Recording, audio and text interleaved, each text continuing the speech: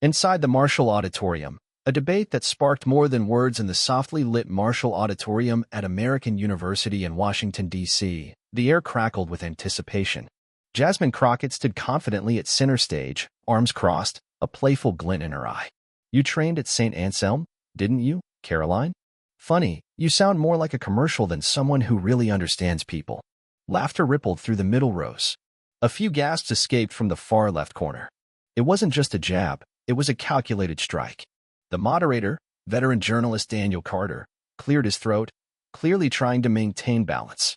His eyes flicked toward Karoline Leavitt. Karoline didn't flinch.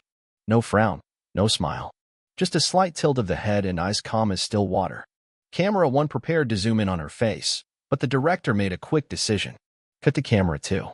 It shifted toward the rear of the auditorium. There, in the last row, a young man in a denim jacket sat with unblinking focus. His hair was neatly combed, his face composed, a quiet intensity belonging to someone shaped by small-town New Hampshire values. He wasn't a listed guest or speaker, but something in his gaze held the lens longer than expected. The camera operator obeyed instinct, lingering on him. Jasmine didn't notice. She stayed in command, her confident smile never slipping. The audience registered the remark as a moment of quick wit.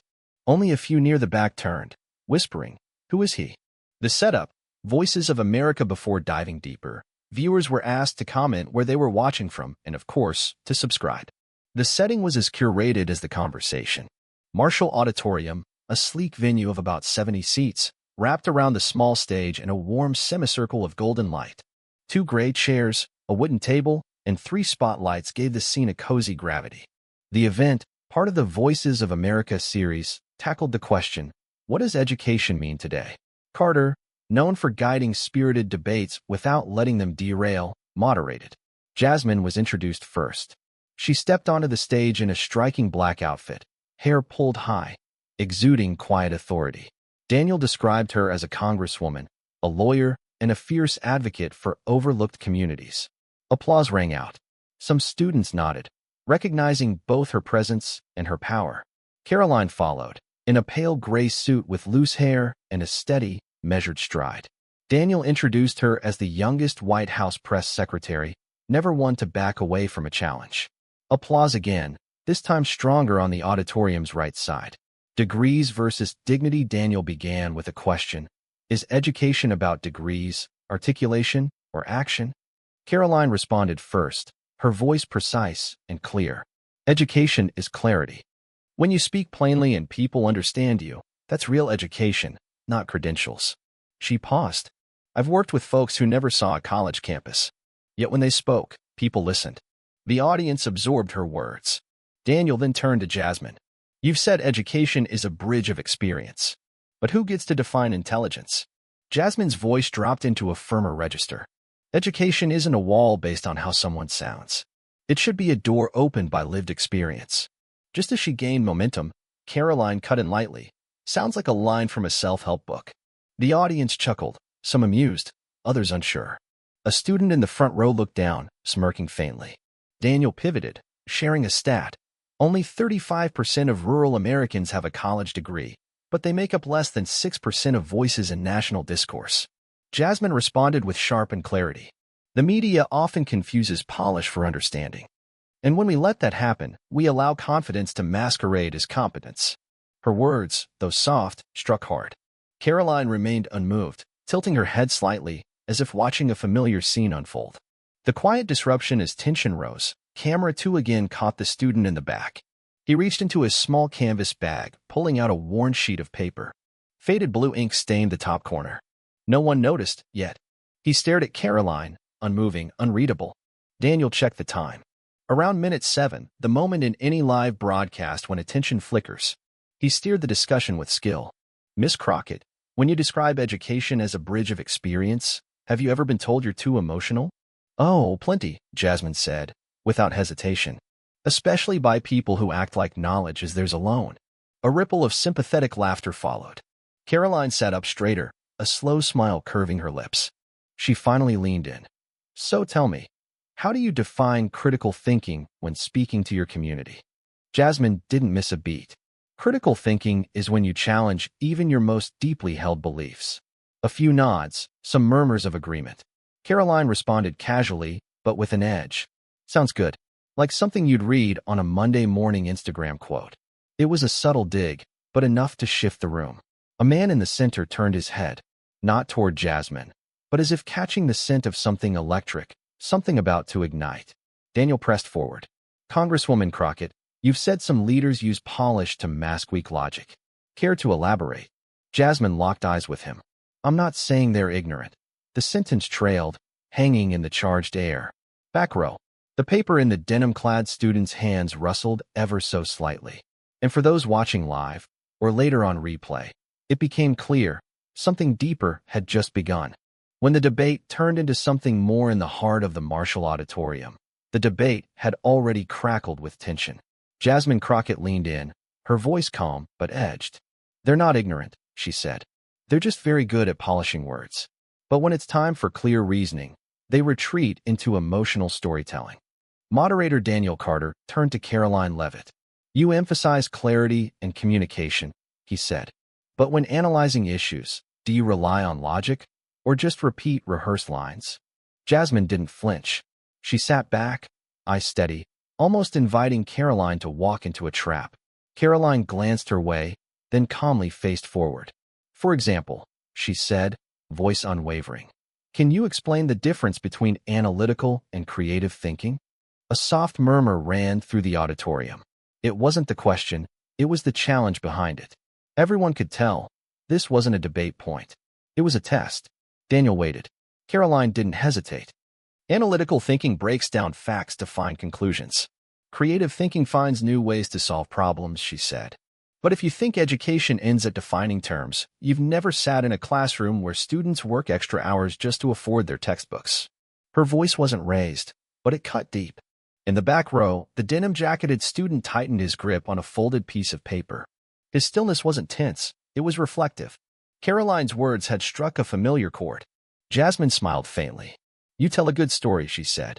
But where I'm from, stories don't replace arguments. A small laugh echoed from the third row. Not loud, but Jasmine heard it. The tide was shifting. Daniel, trying to recalibrate, quoted a recent survey. 60% of rural youth say they feel ignored in national conversations because they don't speak the right way. They say, just because I don't speak fancy doesn't mean I have nothing to say. He turned to Karoline. Have you ever felt that? Karoline nodded, looking Daniel squarely in the eye. In high school, a teacher asked me to share an idea with the class, she recalled. When I stumbled, she didn't correct me. She just asked, do you understand what you said? When I said yes, she said, then that's enough. Silence fell, not the bored kind, but the kind that fills a room when someone's telling the truth that doesn't need embellishment. Jasmine's gaze shifted. She looked past Karoline, past Daniel, toward the cameras. She seemed to sense the ground was moving beneath her, though no one had declared a winner. The denim-jacketed student sat still. The paper in his hand, once clutched tight, was now half open. Jasmine tried again. You speak of learning from life, she said.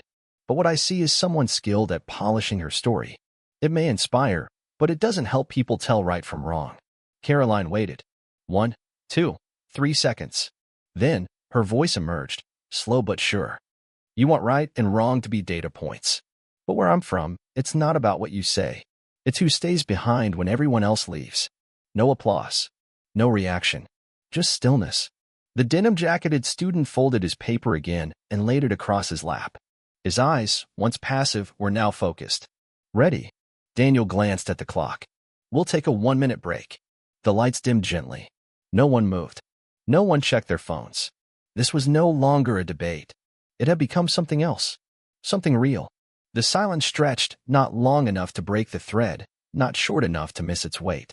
Then Karoline spoke again. Not to respond. Not to debate. But to offer something unexpected. I used to say things I didn't understand, she began. That lasted into college. The audience exhaled as one. I read books I didn't grasp. I memorized but feared asking. I nodded because I was afraid of looking dumb. She paused, not for breath, but to let truth land where it mattered most. I had a teacher back in New Hampshire older than my mom. She didn't start with textbooks. She asked, has anyone here ever felt afraid to speak in class? No hands were raised in the audience, but eyes were locked. I raised mine. She didn't praise me. She didn't call me brave. She just asked, Why? Another pause.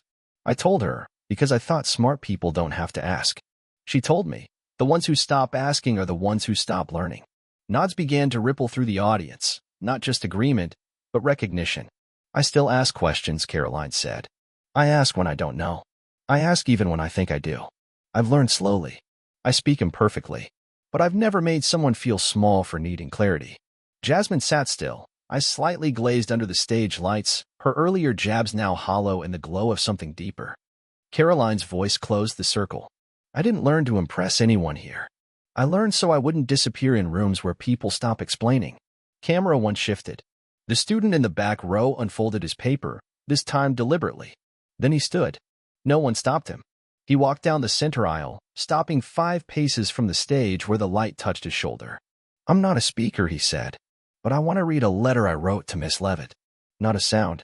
Jasmine watched him. Karoline met his eyes. Daniel Carter said nothing. The student unfolded the worn page. Miss Leavitt, he began. I wrote this while applying for a college scholarship. No one in my family had ever done that before. I didn't know where to start. He paused, then continued. My dad's a mechanic. Finished 10th grade. In our town, people say not to talk fancy, it makes you seem like you're showing off. Then I saw you on TV. You spoke clearly, but you still sounded like one of us. And you were the White House press secretary. Karoline closed her eyes. Just for a second. Then opened them. I quoted you in my essay. Education isn't about leaving your town. It's about learning to return with knowledge and your soul intact. A faint sniffle broke from the second row. You probably don't remember, he said, but when I got the scholarship, I received a message. You said, I don't care about your grades. Just remember, no one is wrong for speaking in their own voice. A hush settled like dust in the light. No camera could capture it. No hashtag could trend it. He folded the paper. I just wanted everyone to know, she's the first person who made me believe I didn't have to change to learn. No one clapped. No one had to. Jasmine sat with her arms crossed, but her eyes no longer challenged. They searched. Daniel clasped his hands, not in prayer, but in awe of an unscripted moment. Karoline placed a hand on her chest, not dramatically, but gently, where the most important things are kept. The student returned to his seat. No bows. No applause expected. Every eye followed him, not because he stood, but because he reminded them of the last time they wrote something with hope, not knowing if it would ever be heard. The letter that changed the room. When one voice was enough, no one argued over who won the debate. No headlines proclaimed a victor. No trending post criticized Jasmine Crockett or celebrated Karoline Leavitt. What circulated instead was something simpler, an unedited video from Camera 2, capturing a quiet moment in the Marshall Auditorium. A student stood in the back row, reading a worn, handwritten letter addressed to the woman who had once made him believe he was worthy of learning. No background music. No dramatic cut. Just sincerity. The video, posted by an anonymous account called Unsent Letters, spread like wildfire, not with outrage, but with reverence. Over 120,000 shares in less than 24 hours. Captions weren't political. They were personal. I wish I'd written a letter like that to Miss Sarah in 3rd grade. Someone once asked me, do you understand? It's still the best question I've ever been asked. I cried, not because of the letter, but because I tore one up once, thinking I didn't deserve to send it. At a high school in Raleigh, North Carolina, a teacher printed copies of the letter and placed one on every desk. The note on top read, if you've never written a letter to someone who believed in you, today's a good day to start. In Boise, Idaho, a community college dean scrapped the original freshman orientation and replaced it with one task. Write a letter to the first person who made you believe you could learn. One student wrote to his grandmother. She asked me what I learned every night, even though she couldn't read. Another wrote about a street vendor. He taught me to count money without laughing when I got it wrong. No one asked about Jasmine Crockett's credentials anymore. No one pressed Karoline Leavitt about degrees. The question shifted from who was right to who taught you without ever needing to say they were teaching. An education podcast in Oregon launched a series called The Unnamed Teacher. Hundreds of stories poured in. A retired factory worker spoke of a colleague who taught her to read her paycheck. A plumber remembered a neighbor who helped him say thank you in Spanish. A mother in Wisconsin recalled her quiet father, who would always ask, do you understand the lesson? But never mocked her when she got it wrong. In Manchester, New Hampshire, a public library opened a temporary exhibit, Unsent Letters. Visitors pinned notes to the wall, To Mr. Poe, first grade, 1995, you never scolded me for misspelling. I still remember. To the coffee shop sister, thanks for teaching me how to smile at rude customers. Now I'm in customer service. To the vice principal, thank you for showing me that understanding means more than answering correctly. Jasmine Crockett disappeared from the spotlight. No interviews, no panels. When asked why, her team replied with a single sentence, I don't need to be remembered. I just want people to remember the first person who made them feel worthy of being taught. Karoline Leavitt wasn't flooded with praise or backlash. She simply found herself in education forums where no one asked, what school did you attend? They asked, who did you learn from? That question, for the first time, wasn't in her resume. A week later, a college student posted a classroom whiteboard on social media. It read, no new lesson today. Today, we write what we never said. Below it was a printed copy of the student's letter. A handwritten note at the bottom read, I'm still learning, but I no longer believe I'm lacking. No one knew who the student truly was. The anonymous unsent letters account never revealed a name, never responded to interview requests. A blurry backstage photo eventually surfaced. Karoline stood beside the student. No hug. No tears. Just a moment. Karoline handed him a folded note. It read, this is the question I was once afraid to ask. You just taught me how to ask it in my own voice. No campaigns followed. No hashtags trended. Just stories. About learning. About listening. About one simple question. Do you understand? And that's when people realized something vital. Karoline didn't win because of degrees or debate points. She didn't win with strategy. She won because someone, somewhere, had learned from her and never forgot it. When the program ended, no one stood for a curtain call. No lights dimmed theatrically. The auditorium simply paused, like it had witnessed something too sacred to name. Karoline left the stage quietly. No selfies. No signatures. No spotlight. Backstage, a technician handed her a plain envelope. Inside, the original letter the student had read. At the bottom, a new line in handwriting. I'm still learning, but I no longer feel lacking. If someone asks who taught me, I'll know exactly what to say. Karoline folded the paper and placed it in the inside pocket of her jacket, where she kept things too meaningful to display. A week later, the noise faded. But something lingered. In drawers and notebooks, in inboxes and school halls, people started finding their unsent letters. A 7th grader in Burlington, Vermont wrote to her math teacher, you never gave easy grades. But you always asked, what do you think? That's how I learned, not with lectures, but with questions. A mother told her daughter how, in a rural schoolhouse, the teacher never said much, but always placed a hand on her shoulder when she struggled. That meant more than any word I ever learned.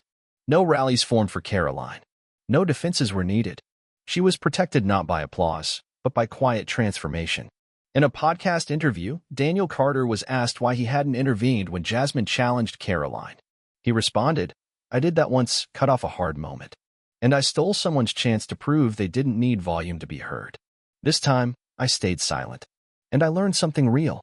A retired teacher in Oregon wrote, I used to think I was teaching wrong. I had no slides. I didn't use fancy words. I just asked, do you understand?